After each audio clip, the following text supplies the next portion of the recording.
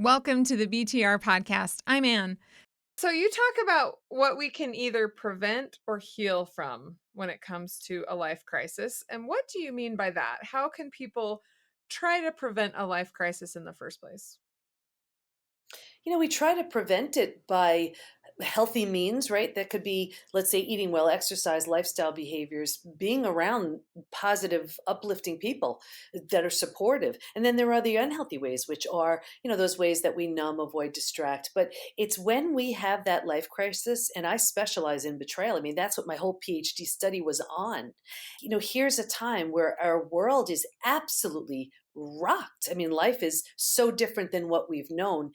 There's this part of us that may not want to move on, that may not be ready, that may not know how. So we may try to just avoid it altogether by using avoidance tactics or techniques. I found people in my study, the ones who didn't heal, very often they were the ones who would do everything to try to avoid, numb, distract. The ones who faced it head on were the ones who healed the most.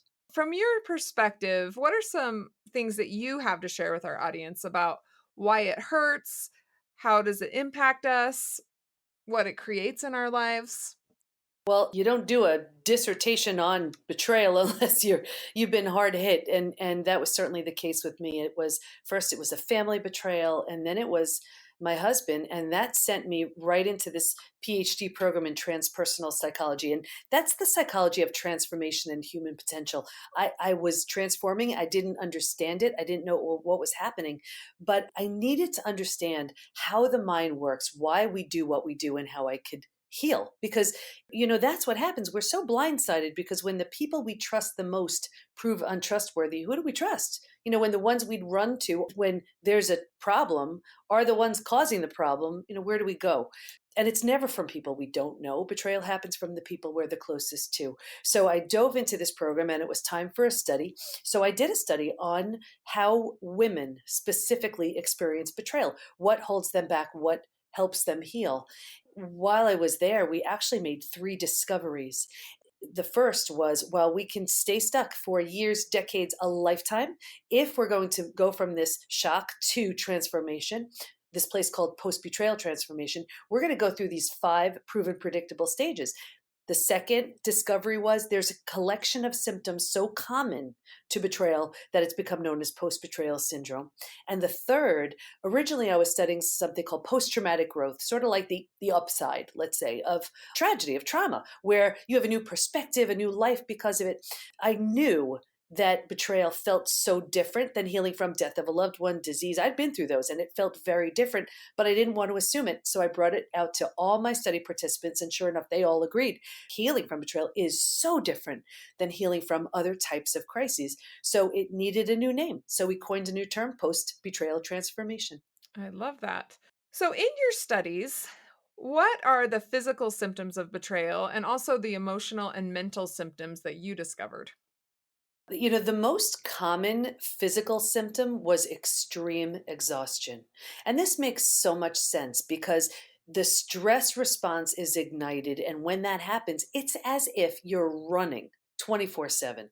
You may have energy in the beginning, and then you get this sort of tired but wired feeling, and then you're just tired. So, extreme exhaustion, but sleeplessness was something I saw with every single person. So you're exhausted, but you can't sleep.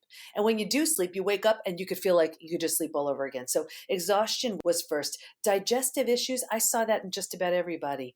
Anything from acid reflux or Crohn's or colitis or irritable bowel syndrome, or even anything like gas, bloating, diarrhea. I mean, just our gut is a wreck.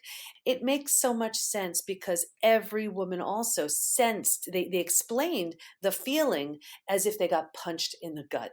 Our gut is so sensitive, and that's where 80% of our immune system is. So when the gut is impacted, our immune system is impacted. And what happens is we suppress the immune system. Your immune system is like an internal army. When it's strong, it protects its borders. When it's weakened, it's as if that army's fast asleep. Things that you normally be resistant to, you're not. So here you are, as if your betrayal wasn't bad enough. Now you're at risk for just about every symptom, illness, condition, disease that can come your way. So physically, that's what's going on.